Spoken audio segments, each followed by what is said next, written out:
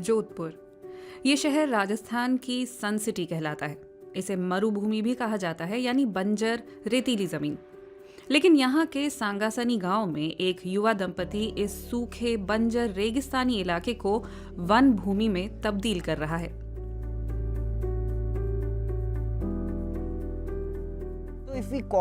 जब हम जंगल की बात करते हैं तो सभी समझते हैं हरा भरा होगा, लेकिन यहाँ जंगल उस तरह का नहीं है।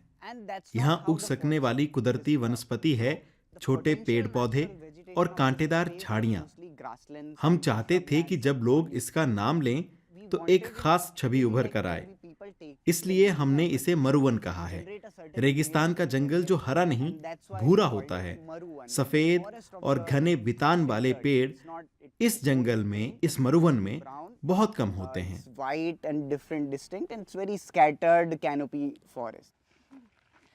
1930 के दशक में जोधपुर के महाराजा ने सूखे से बचे रहने वाले मैक्सिकन पौधे के बीजों का छिड़काव कराया था। उससे जमीन तो हरी भरी हो गई थी, लेकिन देसी पौधे भी नष्ट हो गए थे। ये पौधे यहाँ करोड़ों सालों से उग रहे थे।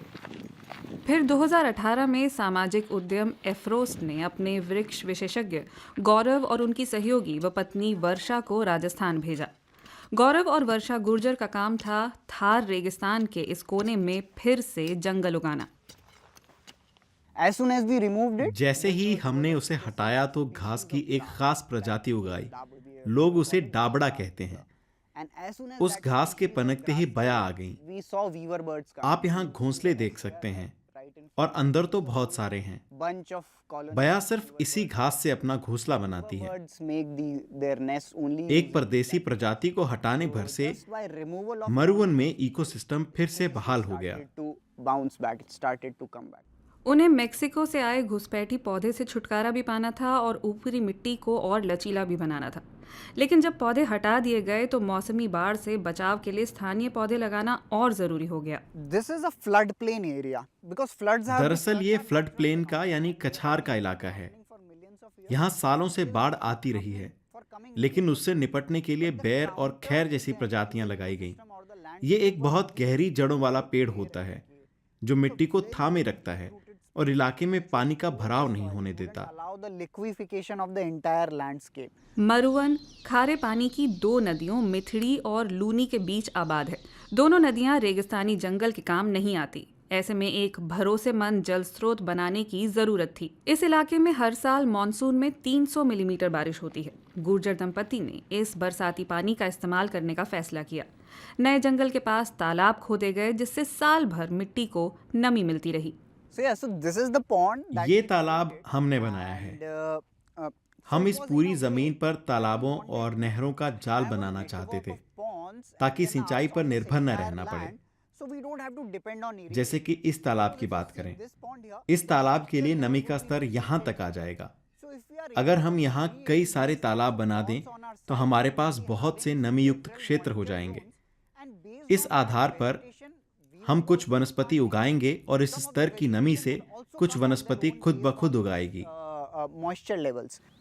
4 साल में एफ्रोस्ट ने इस रेगिस्तानी इकोसिस्टम में करीब 40 देसी पौधे फिर से उगा दिए हैं। इसके लिए उन्होंने जंगल को फिर से उगाने की लोकप्रिय जापानी तकनीक मियावाकी अपनाई। इस इलाके की कुदरती वनस्पति में 70% घास और 30% झाड़ियां हैं। तो ऐसा नहीं है कि दक्षिणी हिस्से में या मध्य भारत में जो मियावाकी का जंगल होगा वैसा ही जंगल यहाँ भी दिखेगा। लिहाजा जो पेड़ हमने लगाए हैं ये झुंड की तरह हैं।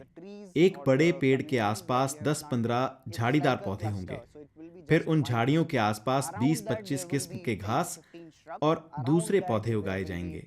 20 to 25 grasses and other seedlings that we'll be planting. Project का दूसरा मुख्य हिस्सा रहा है स्थानीय लोगों और नए जंगल के बीच संपर्क कायम करने का।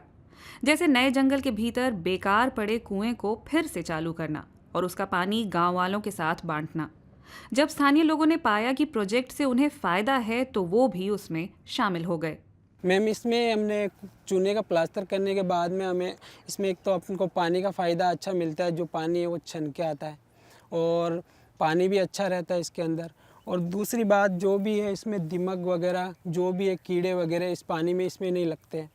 और चूने के प्लास्टर के बाद में हमें ये भी पता लगा कि इसका जो नीचे वाला पानी है वो अंदर से अपने ऑटोमेटिक आ रहा है, नीचे से कुआं अपना पूरा कच्चा है, ऊपर का प्लास्टर चूने का है।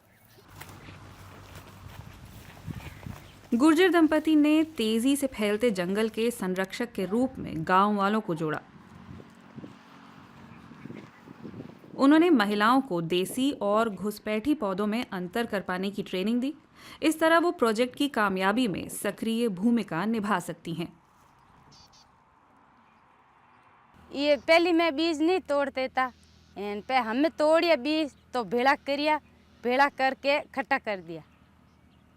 पहले मैं नहीं करता था बीज, वो भैया सिखाया था तो तोड़िया बीज एंड भेड़ा करिया, हम खट्टा कर दिया।